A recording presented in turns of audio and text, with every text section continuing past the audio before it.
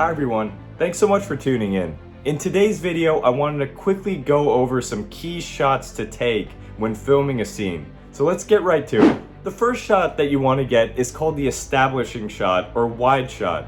This enables the audience to understand the setting of the story and where it's taking place. The second shot that you want to get is called a medium shot, and this shot pertains to the waist and upward of a character. Now you get a clearer understanding of who the character is and how they're placed within their surroundings.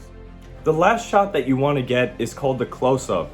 And what I recommend, in order to get the main coverage of a scene is to shoot at least 3 close-ups.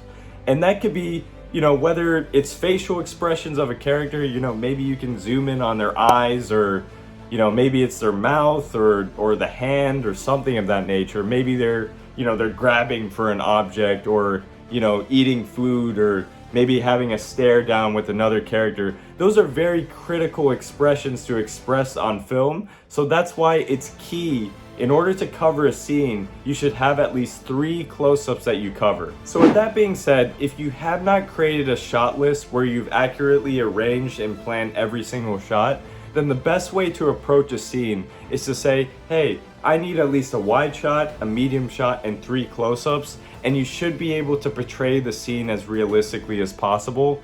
And I highly recommend you to follow this formula, in any sort of situation that you're in. Let's just say you haven't had much time to plan, definitely follow this formula. Thank you so much for tuning in. I can't wait to see you again, and please, if you like this channel's content, please feel free to subscribe for more. Thanks so much and have a wonderful day.